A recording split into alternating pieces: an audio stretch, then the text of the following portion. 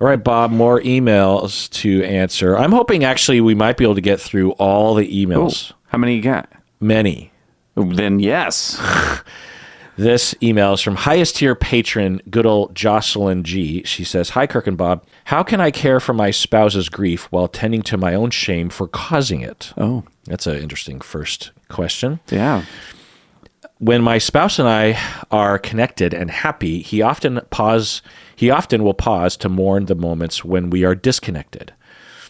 Interesting. Yeah, it is so interesting. when they connect, he will pause and think, "Oh, it's been a while since or remember last week when we were disconnected? That makes me sad." Huh. I want to empathize with his grief because it's valid, but it also brings up a lot of shame for me. This shame, ironically, keeps me from truly being present with his grief. For example, I might think to myself, why can't you just be connected and happy all the time when he expresses sadness about the times we struggle as a couple because of me? Our struggles as a couple are often due to my being in recovery for borderline personality disorder, and how crazy making the cycles of valuation, devaluation can make our relationship feel for us at times. I really feel for him, and I also feel for myself. I have made so much progress in therapy, but my relationship template is by no means cured. End of email. So, Bob, how can she, good old Jocelyn G., care for her spouse's grief while tending to her own shame for causing it? That's her words. What do you think, Bob? Well, first thought I had was, are we sure it's grief? Because it sounds more like worry. Okay. So, I don't know, but it sounds like worry is like the catalyst for me to start thinking about the moments when we're not connected is when we're actually connected, which is a fantastic way of escaping connection, which makes me think that maybe there's more to this than meets, Jocelyn or her partner's eye. Yeah, along those lines, I hadn't thought of that he could, and I've been there, where he could say, "Oh, now that we're connected, I feel safe enough to actually feel the pain of maybe some hurt feelings that I feel like you hurt my feelings last week or last month. But also I'm close enough to you to feel safe enough to maybe even tell you, hey, last week you hurt my feelings, or it hurt during that time when we were disconnected. And I feel close and soft and vulnerable enough to tell you that I couldn't tell you before because we were both kind of in a state of discomfort." Do you hear that? Yeah. Kind of sounds like a woodpecker, doesn't it? Is it a woodpecker? I don't know. Oh, is it the table? Is it outside? Oh, I assume it's outside, right? Give the table a shake. Yeah, it's outside. It's outside. It's either someone whittling away on like a tiny bird box, because the hammering, it doesn't sound like a construction site. It sounds like someone just kind of duck, duck, duck. Or it's a woodpecker with a terrible sense of rhythm. Yeah. Yeah. Or my neighbors are amorous and they have a wobbly bed. Hey, man, the house is a-rocking. And it's going to be heard on a podcast that's being put out to the rest of the world. But anyway, so the other thing I'll say, Jocelyn, is that you're framing it as you're causing it. Yeah. And I imagine that part of you understands that that isn't a helpful way to see it. And maybe it's even true, so to speak. Another way to see it is you didn't cause it, your parents caused it. So, and certainly you should not be feeling shame. The place to be in when you have borderline and an understanding spouse is to just recognize it and understand it. It helps so much. And I don't know where you and your spouse are, but the couples that I've seen, and I've seen full-on borderline personality disorder individuals with spouses who are not pleasers, they're differentiated and assertive enough. And the place that they land is that there's this thing that just shows up in their relationship like a flu virus or a monster that just visits every now and then. And it causes havoc for everybody, and mainly for you, Jocelyn. You know, you're the one suffering, and your husband is collateral damage. And then it goes away, and when it goes away, you can both lament and take care of each other. And if your husband sees it that way, it's much easier to not take it personally. The same way a therapist doesn't take it personally, or it has an easier time not taking it personally. That it's like, oh, well, here this is. And it's similar if you have a depressed spouse. You know, it's different in a way, but can feel very similar. Yeah. Or you have a spouse that's going through a medical problem and they just don't have the resources to love you. It's all in the same category, and it is the same thing. It's not inherent to you. You're not making a choice, Jocelyn, to get triggered and to overreact. I feel like I have to close the window because it's really distracting, isn't it? It's getting a little louder. All right, close the window. Bobby, you have anything more to say to Jocelyn? Oh, let's see. You know what occurred to me is your partner walking around with like a little bit of a ledger of times where he's felt, you know, bad or rejected or, you know, sad or something or worried? And do you guys only talk about that stuff during a moment of connection, which kind of ruins a moment of connection, if they, you know? So I wonder, would it make sense to be proactive? Like, hey, sweetheart, are you carrying anything? Is there anything that you're not telling me that, you know, you want me to know about? Or he could do the same. It's like, hey, babe, can I sit you down? I want to tell you about this one thing. So that when you have the moments of connection, you get to just enjoy one another and enjoy your connection with one another, et cetera, instead of use that time for, you know, clearing the air. Yeah, I like that. Who knows Yeah, we don't know the demeanor that he's having, but yeah, Jocelyn, you should have us over for dinner. You could certainly. Can you imagine? We just stare at him, watch him and we have microphones. We have microphones, so we see that a new live show. Yeah. So yeah, if it's plausible that we're in the ballpark, Jocelyn, you can certainly just ask, hey, you know, I am sorry about the bad times, and I know that my parents having traumatized me is a part of that, but could we just try to enjoy our nice times? Because I want those to kind of be more pure or more enjoyed in the moment, more spontaneous. So yeah, I think that you could certainly ask for that. I was going to say something else. Oh, the other thing, Jocelyn, is that you're framing it as kind of a us versus or you versus him thing of he is bringing up this grief, but you were both disconnected at the time, and the narrative therapist people would say, you know, to externalize the monster. That's why I was calling it like a monster or a virus or a visitor or something. Yeah, of you can both grieve. You know, when he grieves, you know, and this is actually something that I find to be a subtle thing in a lot of relationship situations. I think about this at times for myself. Like, I'll try to come up with an example. Let's see how this goes. So recently, like a month ago or something, what was it? It was something, Stacy and I realized that there was some kind of thing that we had realized, that I think it was some sort of food, or maybe it was like a supplement medication or something, you know, like vitamin D or I don't know. And it wasn't that, but it was something in that category where we suddenly realized it was left out. And immediately we thought, okay, did the dogs eat any of this stuff? You know, that kind of thing. But it seemed pretty remote, but it still was kind of like, I wonder. Or no, I know what it was. It was, I was, lately if I'm eating lunch, I eat at the kitchen island at the sink. Yeah. Because it's easier to clean up if my crumbs just go straight into the sink. Or if I like to have a lot of things for lunch. I don't just have like a sandwich. I'll have like a pear and some blackberries and then some seaweed snacks and like half a sandwich and a glass of something or other and maybe a little bit of yogurt.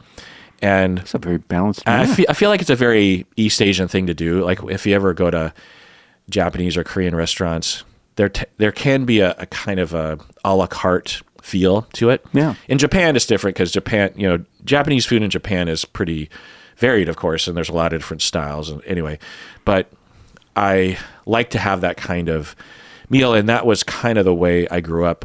There's like half of the fridge growing up in a Japanese American family was jars of various different pickled and fermented things, kimchi and pickled plums and pickled, they call them, is it zuke that they call it?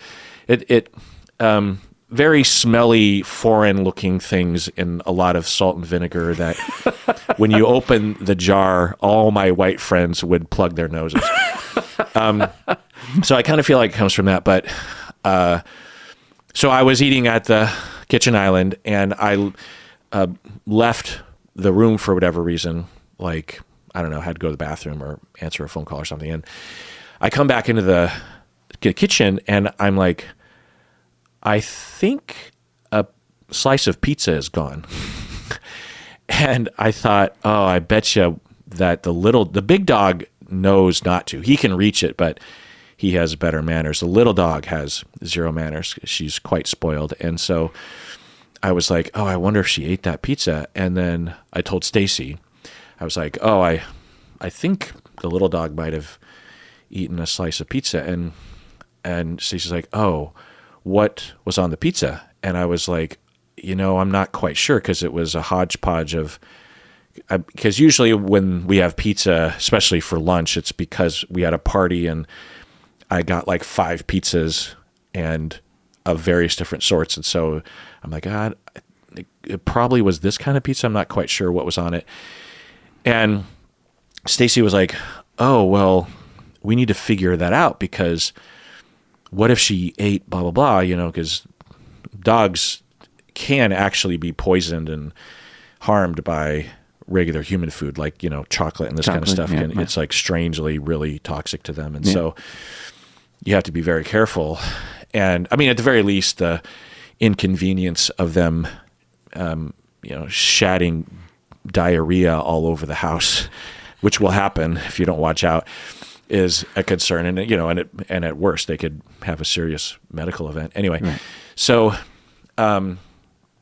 Stacy is just staring at me, and she's like, and she's not blaming me, but she's worried. She's very worried. I'm less worried. She gets way more worried about stuff like this than I do. And I don't know who's right. Yeah. I wonder sometimes if she wasn't worried, if I would be more worried, because things in the system kind of have to balance out. Sure. And so she's like just staring and like at me, thinking and saying things like, what do you think was on the pizza? And I'm like, well, it could have been this one, or it could have been these other 3. I don't know. I don't know. And I don't even know if she ate a piece. I could have had that piece of pizza and forgot that I ate it. and I'm not quite sure.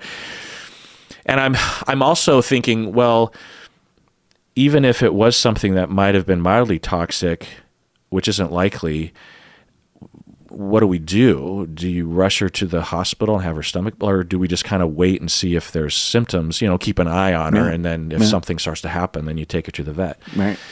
Or we actually have an emergency room nearby for animals. But and so we're both kind of just staring at each other, but she's getting more and more anxious because there's a huge question mark, and she tends to panic in situations like this.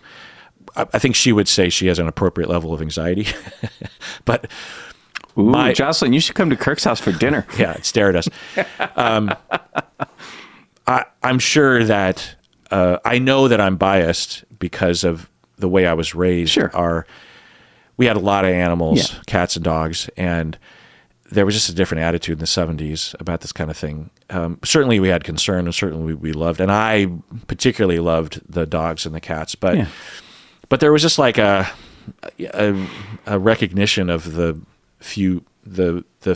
kind of, what do you call it, the fleeting nature of a pet's life, particularly since all of them were at least half outdoors. So anyway, it doesn't mean that we weren't sad when one of them died, but it was just kind of baked in the system. Whereas I feel like today there's a kind of a denial that pets die in a lot of my circle. You know what I mean? Like an effort to just actively push that aside as a reality, you know, which, you know, I don't know if I have an opinion about, but anyway, so, I made it about me and her. I changed it into, an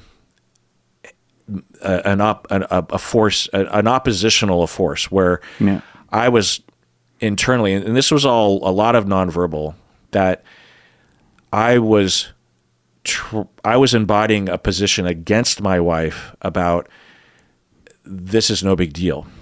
And that pushed her into a place of even more anxiety because she didn't have an ally, or she felt like I was resisting even the exploration. And I was the only one who had any data, which wasn't much. And so, long story short, I changed it into, I changed an external problem that both of us had concern about. I mean, I am in love with that dog. Yeah. And I worry a lot about that dog. So it's not like I don't have the same concern. Right. It's just that there's a little bit of a difference between me and Stacy, and because of maybe the anxiety of the situation, I don't know. I turned it into, and it became a bit of a spat. And then I apologized, and she did too, 10 minutes later. But similarly with Jocelyn, you're both facing something you don't like, a disconnection that happened in the past. And then when things are more safe and connected, he is feeling those feelings.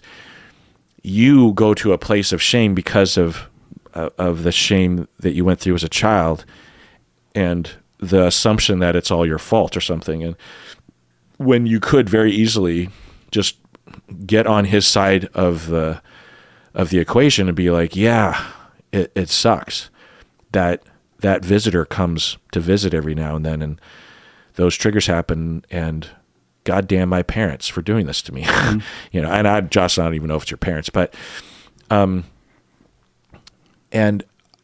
not only is that more accurate, but it prevents that feeling and of that opposition feeling, and that feeling of it, being him in grief and you acknowledging how you fucked things up in the past. Do you know what I mean? I do.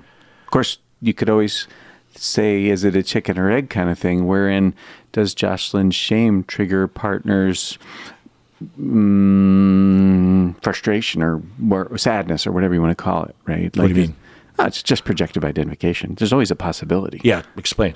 So it could be that, my partner shows up and they feel sad about what happened and I feel ashamed. Or it could be that in this moment of connection, I feel ashamed and I end up eliciting sadness from partner. It's just, I don't know. I'm not there, but I knew that can happen. So it's a possibility. Well, I don't know if this is exactly what we're saying, but sorry, I just did a throat burp because I took some water.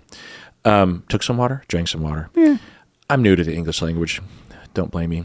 So that internally she could be feeling some grief. Yeah. And opposing to that could be the shame. The shame. She projects that grief into him and then makes the internal dynamic external. Yeah. Yes. I see what you're saying. It's very advanced of you. Yes, thank you. Thank you for introducing me to projective identification. Yeah, right. Let's take a break and get back. More of me talking about how I cause problems in my marriage. And you have pizza for lunch, you lucky duck. I had pizza for breakfast this morning. Oh, boy. Yeah. Bragging. Pagliacci. Do you like Pagliacci? Oh, yeah. Okay. As a Pennsylvania person, I worry no, sometimes. Very good. Very good. Is there such a thing as Pennsylvania pizza style? No, New York. That's what they all eat there. Right. Delicious. Yeah. Philly has the cheesesteak. Cheesesteak. Oh, cheesesteak. What else does Philly have? What else does Pennsylvania have? Well, we have soft pretzels. We have spice wafers. You have cream cheese, Philadelphia. Cream cheese. That's right. When Stacy and I were in Santorini, Greece, we discovered that English is not very I usually assume that other countries that don't speak English, but I've been surprised in some places where everyone speaks English, and then I'll get lulled into a sense of complacency, and then I'll go to another country or another city, town, and be reminded that not everyone speaks English. And Santorini was one of those places where it just wasn't a common thing. And so I mean, certainly there were a lot of people that did speak English, but it wasn't like an automatic. And this one morning, Stacy and I were getting, some snack for breakfast, and we wanted a bagel and cream cheese. And we were pointing, and we're like, bagel, cream cheese. And we kept hearing this word that it's like, so you want da-da-da? And we're like, no, cream cheese. And she's like, the da-da? And then eventually, I don't know if we knew it at the time, but eventually we figured out that she was calling cream cheese Philadelphia. Philadelphia! They call it Philadelphia. That's fantastic. Yeah. And that's a Greek word, right? Philadelphia? Or is it Latin? I think it's Greek, yeah. Yeah. Yeah. So I thought that was really interesting. Anyway, do you know what is a Seattle food, like a quintessential Seattle food? Gooey duck. Gooey duck? Yeah. I guess Asian fusion is at least West Coast, and seafood Asian fusion would be particularly Seattle. Yeah. Which is a pretty broad category, but pretty amazing. There's a lot of really amazing Asian fusion stuff. A lot of variety there, But what else would you say is Seattle? Geez, I don't know. What do they have in Seattle? They have everybody else's food. Chicken teriyaki. Really? Or just teriyaki. Yeah. Did you know that? No, I didn't know that. So I didn't know this until reading on Reddit in the past number of years. Wow. Because I always thought teriyaki was all over the place. I would have thought there was just as many teriyaki joints in Philadelphia and LA and Miami as there was in Seattle. I mean, maybe a little bit more in Seattle because we're closer to Japan. But and to be clear, teriyaki isn't really Japanese food, but it was originated in the Seattle area. Toshi's, actually, who still works, I think, in Woodinville. But yeah, apparently when on Reddit, I'll read this, people will come to Seattle, they'll discover teriyaki, and they'll be like, oh, I miss Seattle teriyaki. It was so good. Because for us, it's like, I don't know. So for people who don't know what it is, it's pretty well prepared chicken. One, like it's not just gristly bad chicken. It's the good cut, and it's cooked well. Yeah, and it's a sugary soy.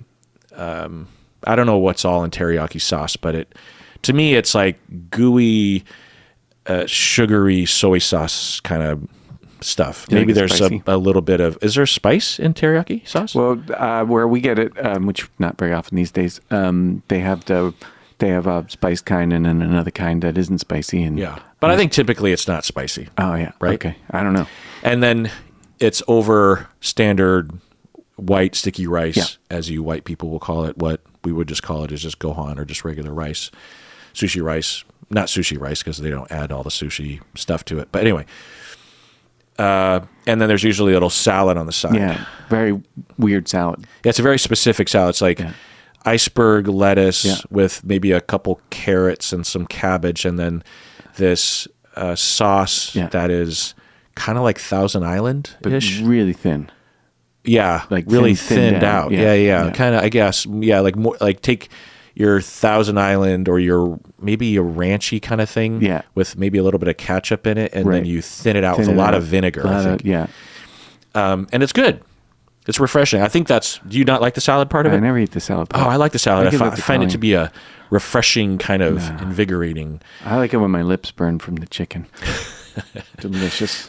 I'll never forget this one time. There's this teriyaki place up in Shoreline, and I was at the time a therapist who was doing some in-home therapy. And I remember that I was out with my friends the night before, and I was tired and probably a little hungover, and I was desperate for food in that way you are after a night of drinking, when you really want food, but it also doesn't necessarily solve problems, you know?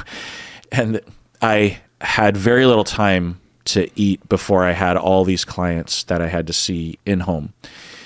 And so I go to this teriyaki place, and I don't know why I ordered the spicy version, but I don't even think I ordered the most spicy. But I got it, and it was so, and I'm okay with spicy stuff. I'm not amazing, but I can, you know, compared to others, I can handle my own. This was the most spicy chicken teriyaki I'd ever had in my life. When I eat spicy stuff, all the mucus in my face, the tears, the snot. I don't know if I produce more earwax, but definitely saliva. Like everything's coming out of my face, and I have to blow my nose and wipe my eyes. I have to do that repeatedly throughout. And I was so desperate because I knew that I wasn't going to be able to eat for a while. And just, again, that feeling of just like, I just want to have some energy and just to kind of get over this feeling. And I'm just shoveling this stuff in my face, and and after every bite, I'm like blowing my nose. And, I'm trying to eat this. And I have a very distinct memory. But anyway, there's that from Seattle, chicken teriyaki.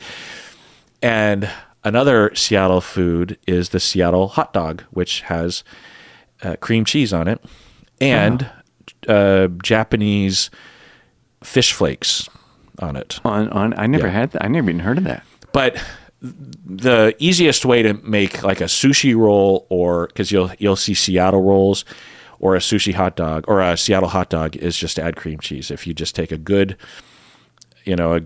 link and cream cheese and some relish and maybe some ketchup or mustard, delectable.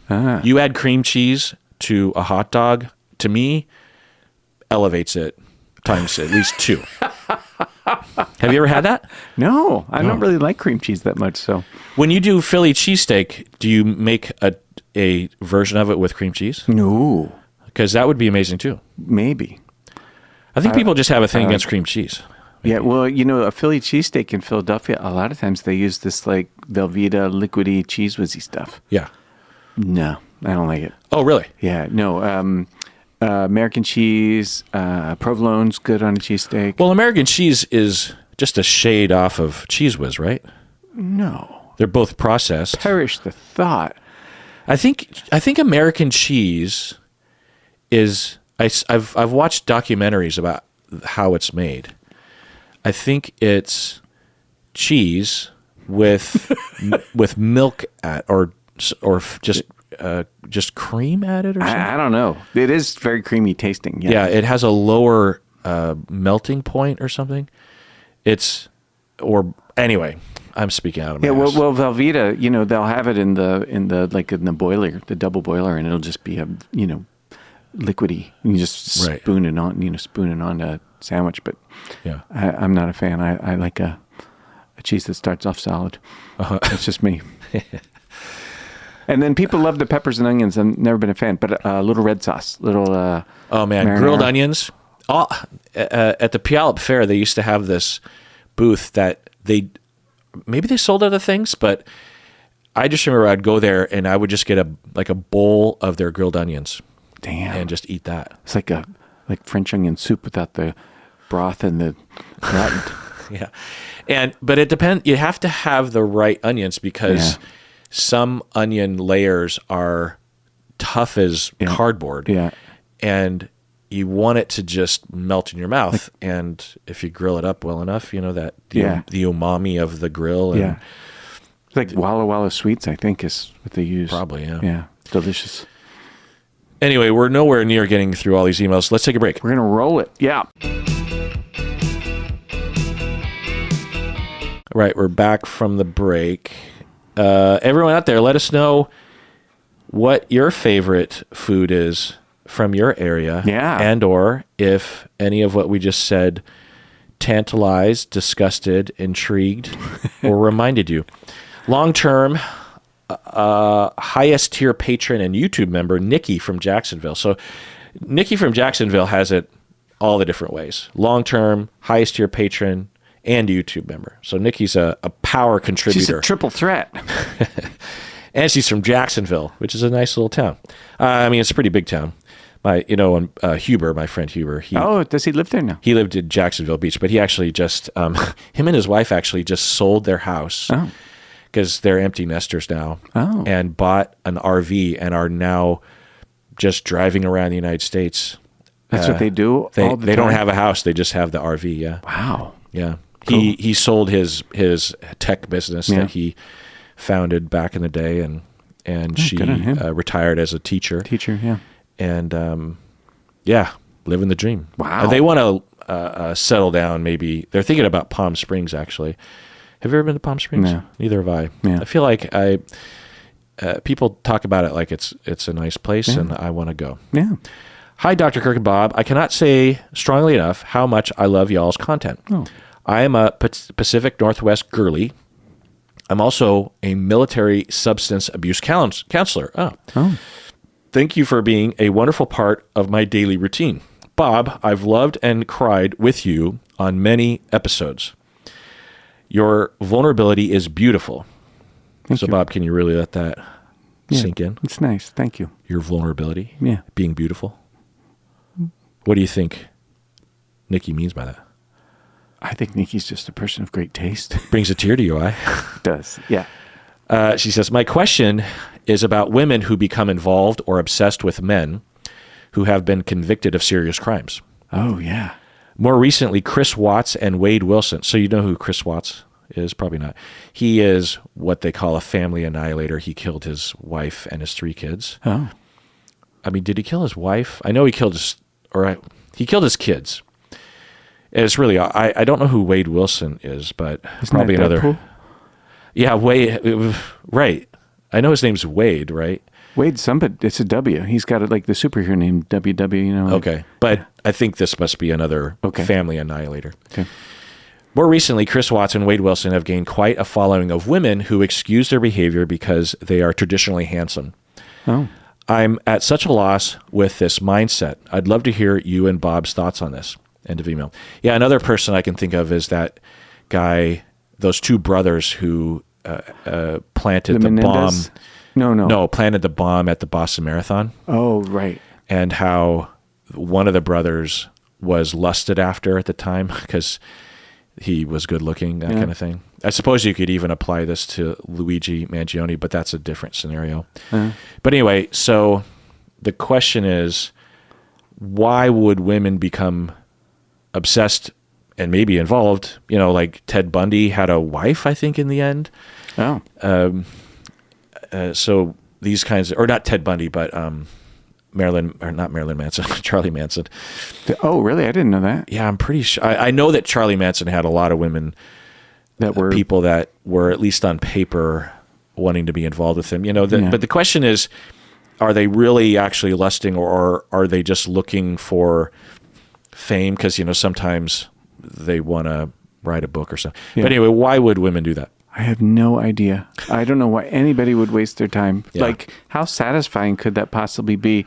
The way I think about, you know, a romantic relationship, you're not getting all the goodies that you get. You can't go out for dinner on Friday night, go to happy hour on a Tuesday or whatever, and you can't, you can't have sex when you want to, or birthdays are probably fairly lonely. So I don't get it.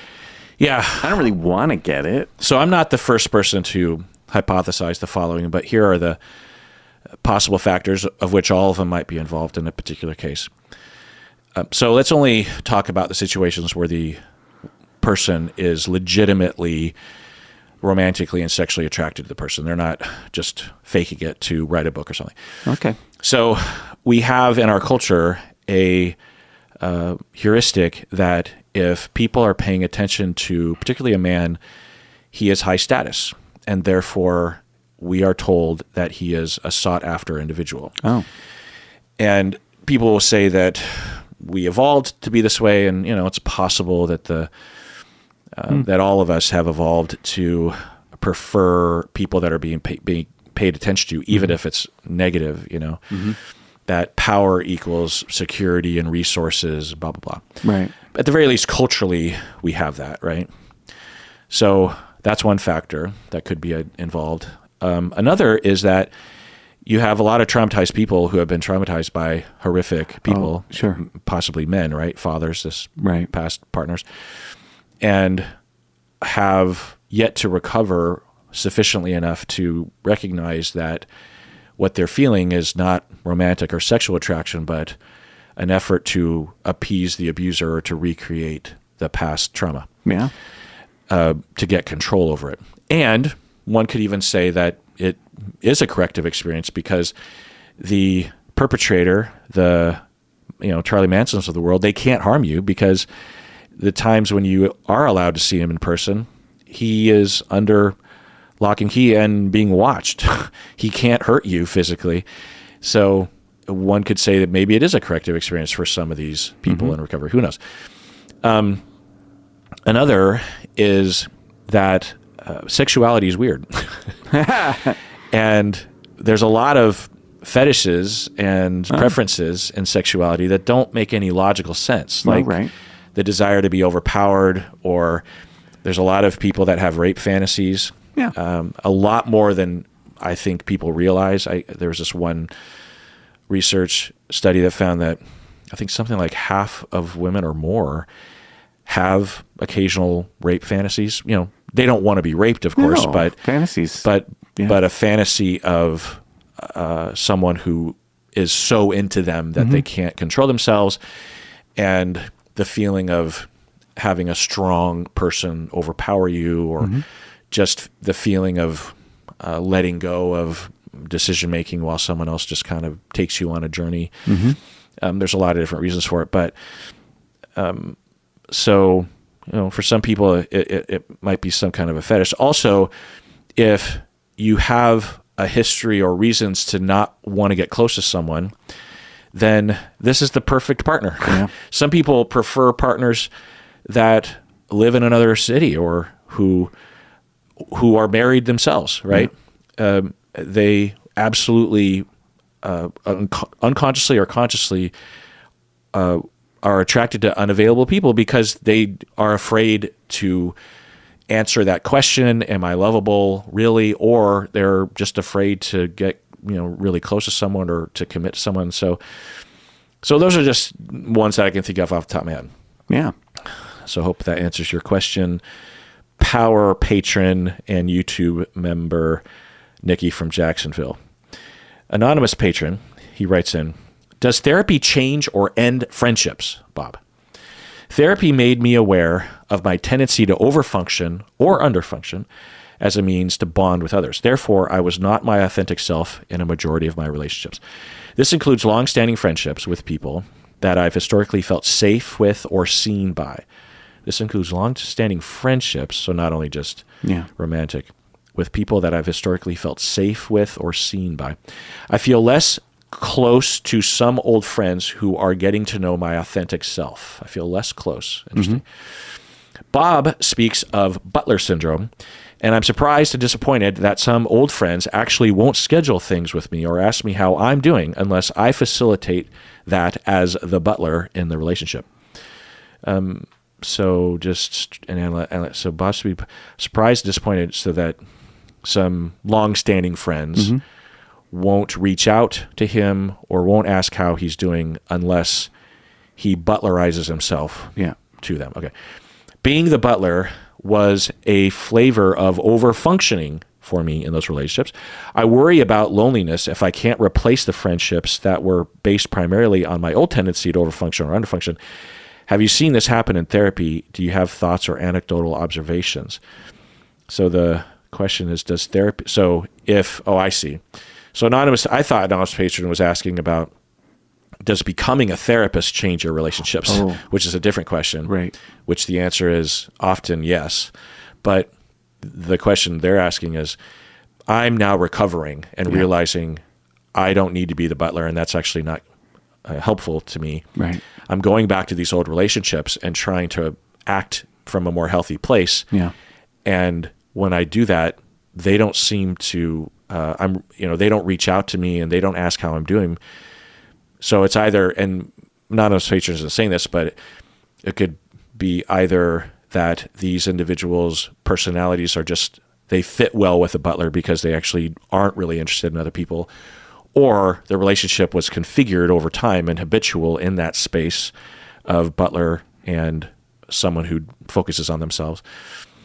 And so anonymous patron is asking, have you ever seen this? And I think also another question is like, is there something you can do about it? Bob, what do you think? I think it's a good question, but it's also a really good problem. And so first answer is absolutely. This is just a function of you becoming more differentiated and maybe a more discerning shopper when it comes to who you have friendships with, which is really, really cool. So your concern is, one of your concerns is that you'll be lonely because these friendships won't evolve with you. I don't know if that's what's going to happen to the friendships, but you tell me, what would you rather do? Would you rather be a butler or would you rather be lonely while you seek something else? I'm guessing the second one, but Yeah. Who knows, right? But really, what just thrills me about your email is how articulately you're describing your growth, and it's fantastic. So I should hope that therapy would change people's friendships, or help them trade in old ones for ones that suit them better. That's a good thing. And here's one for you. Last week, when Trump was being inaugurated, I was at the car dealer getting my car fixed. And I'm in the waiting room, and somebody walks in, and it was like 9:30 in the morning, and he was giving a speech, right? And the person had it on their phone, and they were listening to it, and it was loud enough that, I could hear it, and other people in the waiting room could hear it if they were there. And I listened for about 5 minutes, and I just got so fucking fed up. So I stood up and I walked over to the guy and I said to him, quote, "I can't stand that motherfucker's voice. Can you please turn that down?" And the guy said, "Oh, yeah, sure." And he turned it down. And I sat down and he checked me. He's like, is that quiet enough? And I could still hear it, but it was okay. I'm like, "Yeah, thanks." And he's like, "Are you sure? Is that really quiet enough?" And I said, "Yeah, okay."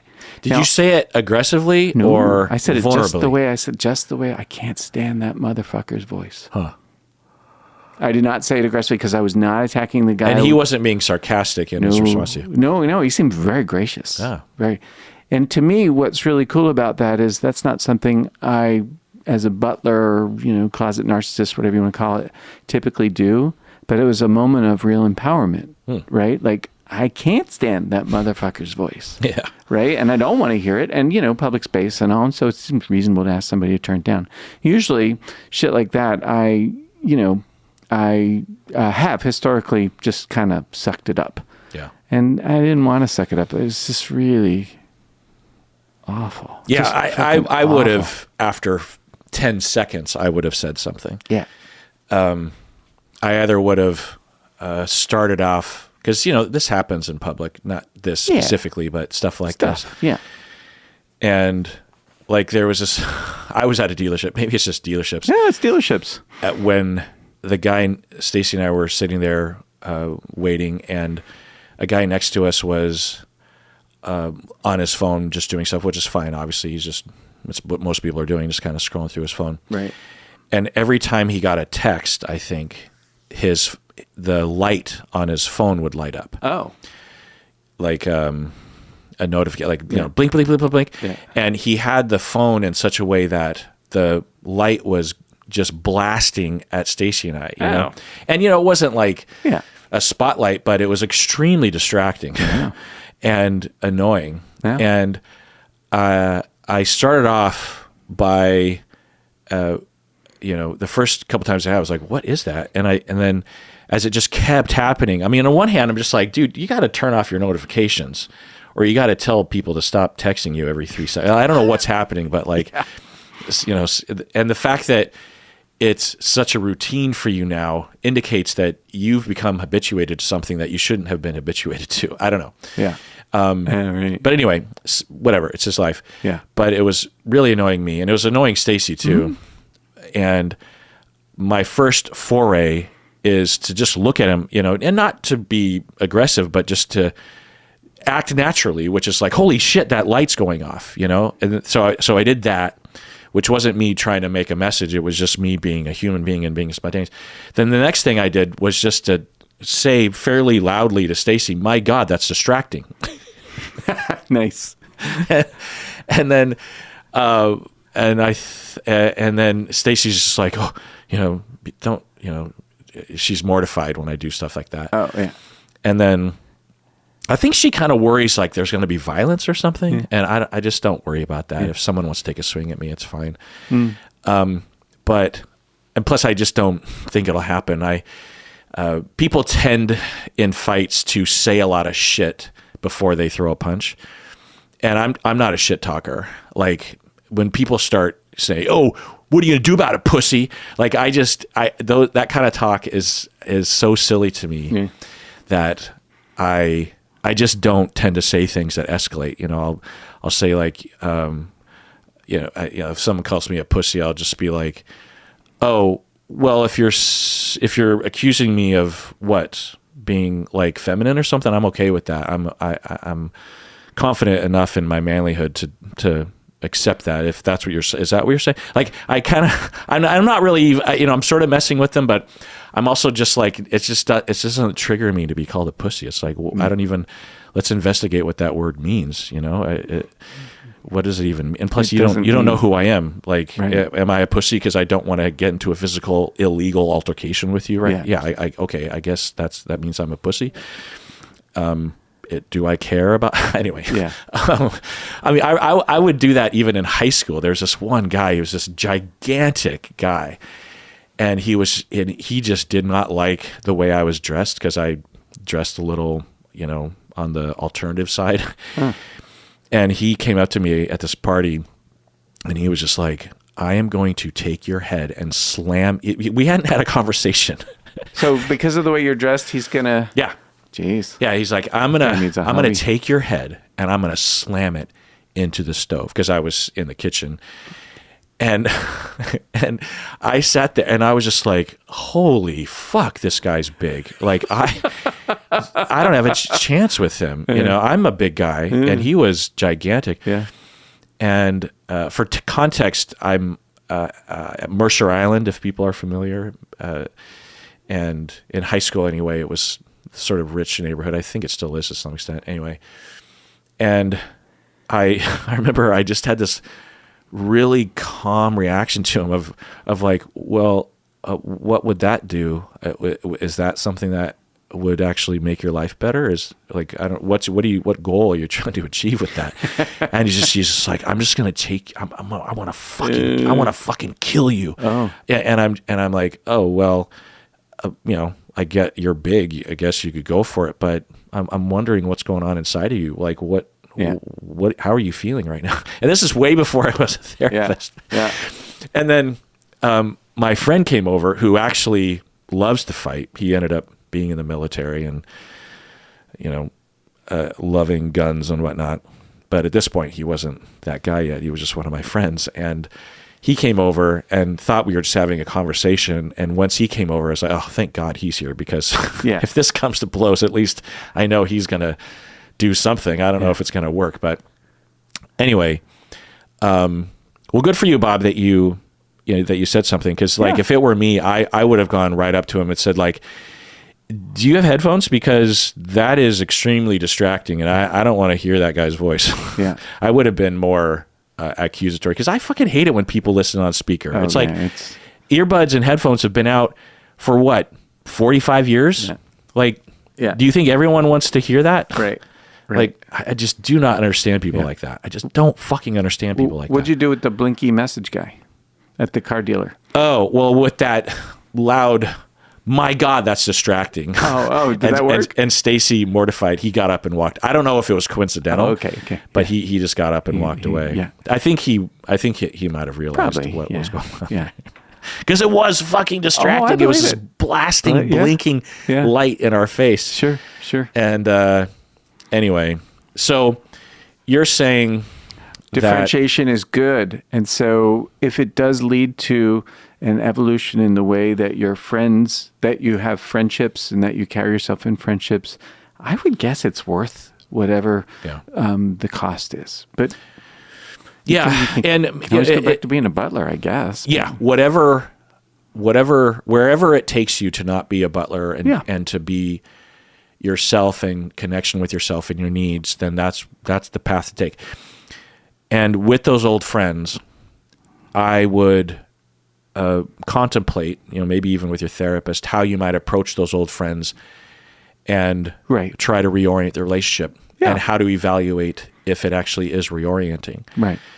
Friends are hard to find. Yeah, it's a good point. And also, some friends, like I could see a scenario where you would not be a butler with your old friends, but some of them are more aware or less narcissistic than others and are able to adjust while others can't. That doesn't mean that you don't just completely discard those friends. I mean, I have friends that are very close to me who I don't go to with my vulnerabilities really because they're just not very good in that context and or they're really self-centered or they're traumatized to the extent that it's just hard for them to tend to other people. And that doesn't mean that I'm not close or not good friends with them. There's every friend has its own kind of niche, I suppose, so there's a lot of different things, but the key is that you are in connection with your needs and that you're not a butler. What would be the reverse of a butler?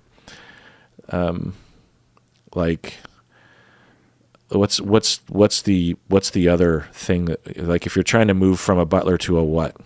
I would imagine, with the metaphor, it would be like master of the house. But that sounds weird. Yeah. But I don't think that's what anybody wants. I think what we want is to be, reasonably differentiated. Neighbor? How about a neighbor? A neighbor. Yeah. Move from a butler to the neighbor. I like that. That works. All right, let's take a break. Get back. Let's read 15 emails all at once. All right, we're back from the break. Anonymous patron, she says, "Hi, Kirk and Bob. I have had a somewhat intense and turbulent friendship with a man since I met him at work 3 years ago." Intense and turbulent friendship with a man I met at work 3 years ago. He has had a lot of really admirable qualities, and we love each other and are very close. He has a lot of grief, attachment, and other traumas, and he can be avoidant and highly blame guilt sensitive due to a really extensive history of cheating. Oh, cheating on him. Blame and guilt. So it sounds like he cheated? He cheated? When I have triggered him, he has at times reacted unfairly, even cruelly to me. Okay, triggering him. Yeah. Now I'm learning from investigating due to my own suspicions that he's pursued a relationship with a very young and vulnerable subordinate at work and has been lying to me about it for over a year. I confronted him very, very gently about it, hoping to avoid being lashed out at, and instead he's gone completely avoidant, i.e. he has not responded in days or owned up to what he did. I am ending the friendship for sure. As much as I love him, there is just too much pain and harm that comes from him, and now he has broken my trust. I do suspect he is intensely suffering, as we are very close, talking daily, and he's likely ashamed. I am wondering what your thoughts are on ethical breakups in platonic relationships, especially when you're ending things for reasons like this: mistreatment, lying, incompatibility of values, etc. What is the balance between holding a friend accountable and trying not to add to what is already an intense amount of suffering for someone you love? Bob, what do you think? I think you should teach a class on how to do it because everything you described sounds great. So hats off to you. It seems like you're just operating really properly in your own values. You sound really non-judgmental of somebody who's suffering and very decent, and just this has gone as far as it can go for you. So yeah, God love you. Well done. Yeah, I can't really add at all to that. Maybe teach other people how to do it. Yeah, I think most people would look the other way, which I am not a fan of, making excuses. Right. Having said that, you can be friends, I believe, with someone who is doing something that you think is harmful along these lines, and not go along with it, not encourage it, not support it, maybe even verbally disapprove of it, and still remain their friend. It's not this mandate that a lot of people online will claim. Yeah. They will say, like, I hope it's not so much anymore, but like back when, during political division in the last 10 years, people would say, if your friend, if you have a friend who voted for so-and-so or who has a particular political point of view, you're part of the problem if you continue saying their friend. And I don't agree with that. Fucking ridiculous. Yeah. That's the way to create more division, not less. I don't see how the world is helped by that. It's just short-sighted. Yeah. I mean, if someone wanted... Hey, man. But to judge someone else? Right. To apply a standard is the problem. Yeah.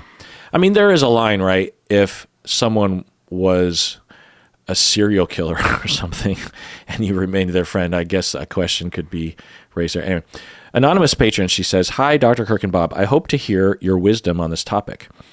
Well, anonymous patron, you're about to. Get ready. Sadly, I have recently been reading some online forums to do with healing from infidelity. I'd also like to let you know that listening to some of the pod content about cheating has helped both me and my partner who cheated. I read a question on a forum where a betrayed spouse was asking how to sort out the competing priorities of individual therapists who are only looking out for their own client and not the other spouse. Their therapist recommended it was important to talk regularly about their feelings about the affair.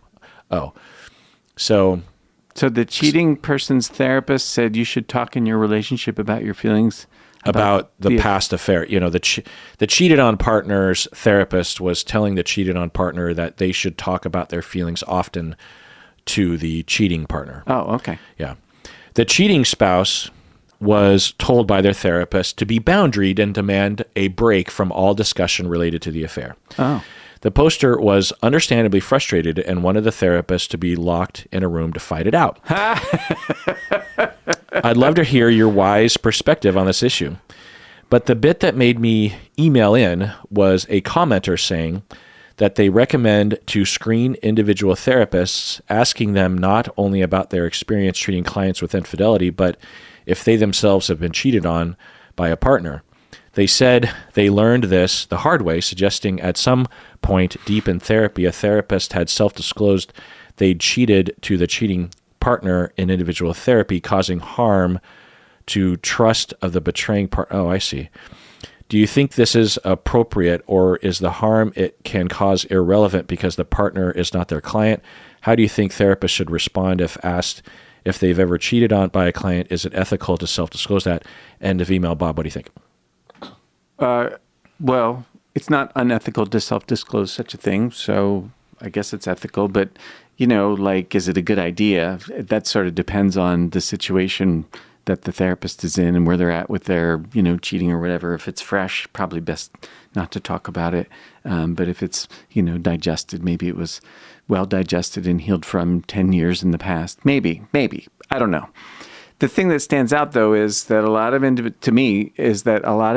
therapists do not have experience or training in relational therapy, and as a result, can get this sort of myopic, I'm for my client, and in a very kind of a narrow way. I think you can be for your client and also recognize the power of a relational perspective. And I could just speak for myself, as before I learned how to be a couple therapist, I had this myopia, this nearsightedness around, quote unquote, I guess what you call boundaries. It's sort of a silly, narrow, artificial kind of thing. But a good individual therapist has an understanding of the relational nature of things, and so is gonna take into account, if my client has cheated, let's say it's my one-on-one client and they've cheated, I'm going to be thinking about the impact of that on their partner and encouraging my client to keep that in mind and not have some kind of weirdo artificial you should put some brackets around that. I mean, of course you should put some brackets around that, but that what you wrote here sounds like it's to the exclusion of the welfare of the person who got cheated on, which is a total fucking mistake. Not for the person who got cheated on. For the person who did the cheating, it's a mistake. Yeah. It's too narrow. It's going to cost. Because if it's not good for the relationship, it will not be good for either person, including the one that did the cheating. So, yes, kick the tires on therapists. Whether or not they've experienced cheating in the past, maybe it's relevant, maybe it isn't. But really, how do they handle this sort of thing, and what's their perspective on it? If they're real narrow, like I used to be, then they're probably not the right person for the gig. And you're going to want someone that isn't. And there are plenty of good individual therapists out there that understand this and, can see the bigger picture. Yeah. Without betraying their client. I mean, why would you don't? They're not mutually exclusive in the least. Right. So, yeah, I think everything I'm about to say is just repeating what you said. So don't think, anonymous patron, you're going to hear any additional wisdom from me. But yeah, you're asking a number of questions, or you're introducing a number of topics that I'm passionate about. One is that it's case-by-case basis, that when you have an infidelity recovery process, the cheating partner, generally speaking, everyone benefits, including the cheating partner, if when the cheated on a partner has feelings and is being triggered, for them to bring it up.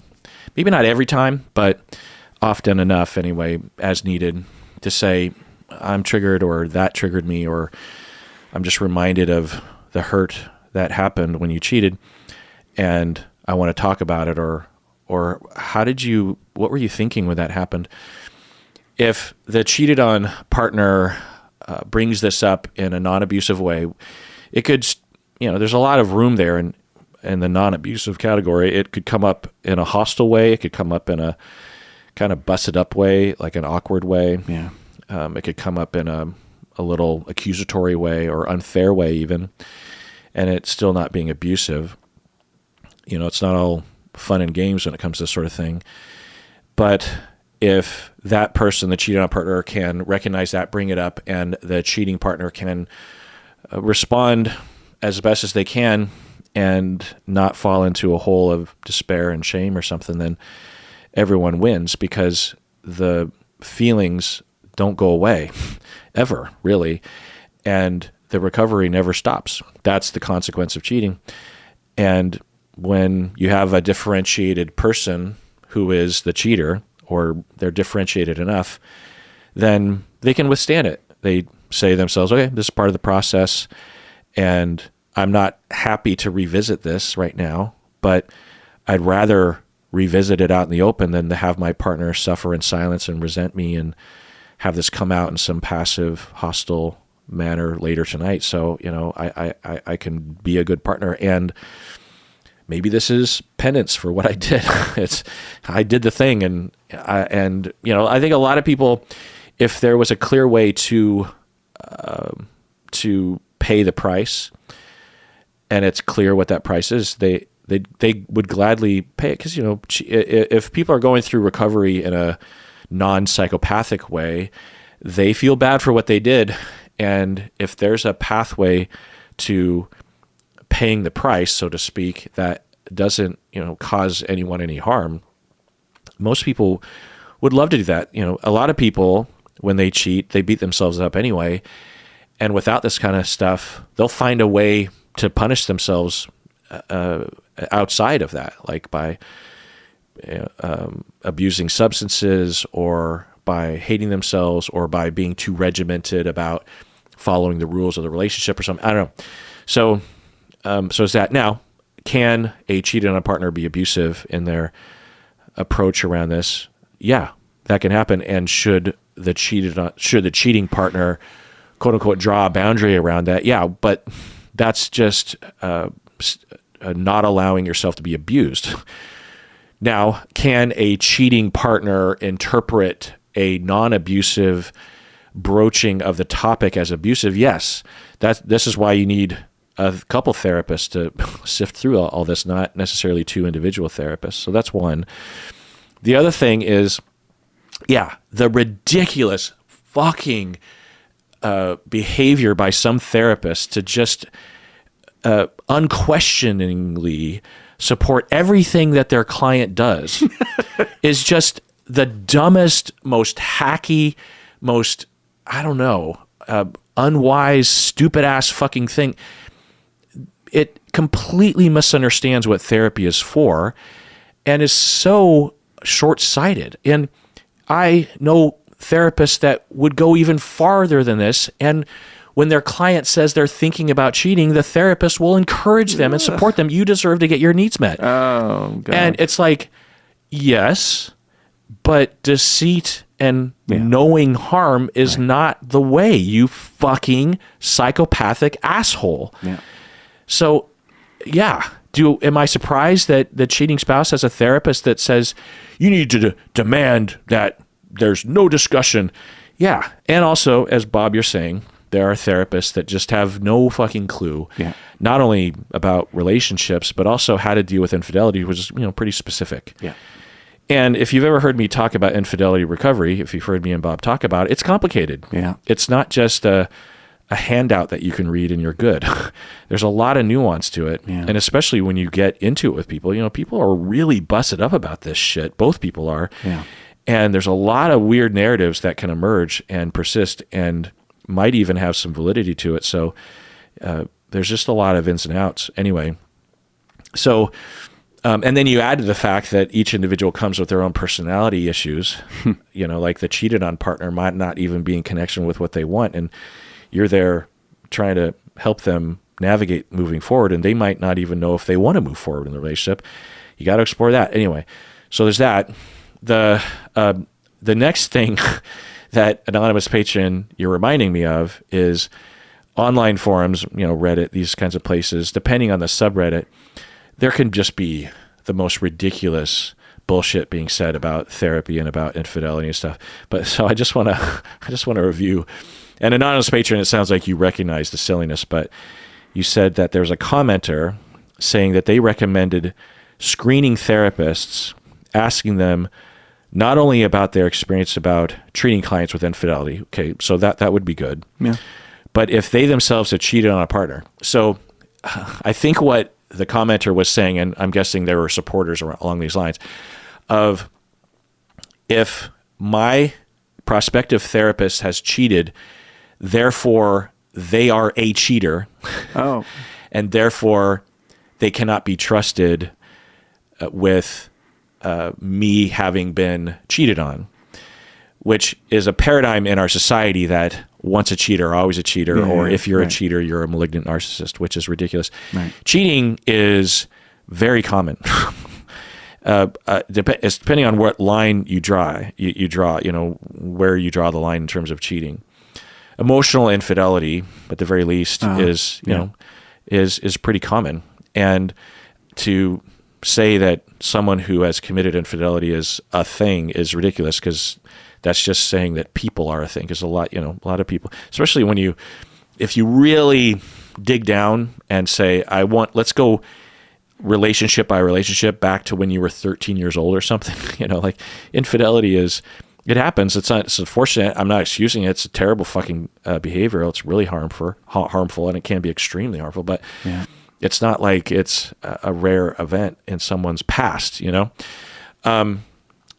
so there's that. But if I had a prospective client asked me if I've cheated on a partner before, I'm not, especially in a screening situation, I'm going to say, I don't talk about my person. Is there a reason why you're asking that question? And if they're like, well, I know about a situation, and then I would allay those fears and say that, regardless of my personal history, I have a lot of expertise in infidelity recovery and blah, blah, blah. Anyway. Yeah, that's a good answer. So then you say, do you think it's appropriate, or is the harm it caused irrelevant because the partner is not the client? Yeah, I mean, it's potentially related if a therapist has cheated in the past or not. But it certainly, just knowing the answer to that question tells you nothing about how good a therapist would be regarding you having been cheated on or being even the cheating partner. How do you think therapists should respond if they're asked, well, they can answer however they want to. I personally would recommend therapists not answer that question directly if it's a question from a prospective client, because it creates this expectation that you're just going to answer every question like that. It's way more relevant to talk about why they're asking the question, because the answer to the question tells you nothing regarding their competence.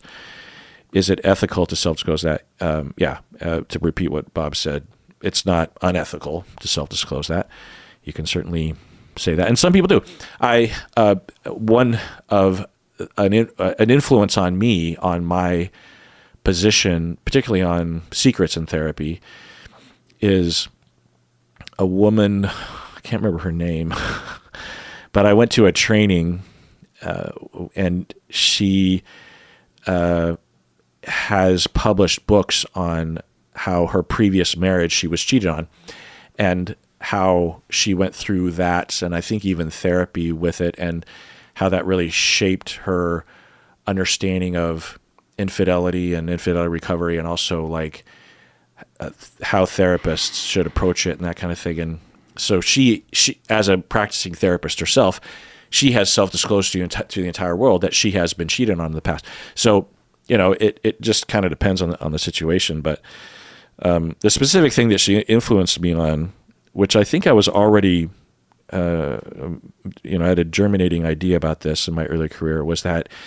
she said the family therapist policy of not having secrets is potentially not helpful when it comes to helping people. We have, generally speaking, family therapists are like, we don't keep secrets. So if I hear a secret, I'm disclosing to you early, and maybe in the first session, that I will automatically pass that information on because I'm not going to be triangulated and I'm not going to hold a secret. And there's some wisdom to that, of course, but if you have someone, you're treating a couple and one of them is cheating, and they don't want their partner to know, they're not going to tell you, naturally. They're not going to tell their therapist, by the way, I'm cheating. And that denies everyone the opportunity to work on it. So it's not a pleasant thing to hold a secret from another person in the family, but it's better that than the alternative, which is their clients don't feel safe to tell their therapist anything that's beyond what their partner would be happy with hearing about. So I changed that, and my policy, at least back then when I changed it, was kind of rare. I think it still kind of is to some extent. And I explicitly write that in my disclosure statement anyway. And it has, it's come up. I've had couples where one of the individuals in individual meetings would tell me that they were cheating on their partner, and I had to hold that secret for months, if not years, which was, but it gave me the opportunity to talk with the cheating partner about the decision and about why and about the problems and the consequences. And I would advocate for the cheated on partner the whole time. Anyway, there was a falling out once a rupture that happened when the cheated on partner found out that I had been holding that secret, and that repair had to take place. But I predicted that would happen, and that repair took place and was effective. Anyway, so I hope that all of that constitutes wisdom from Bob and me, anonymous patron.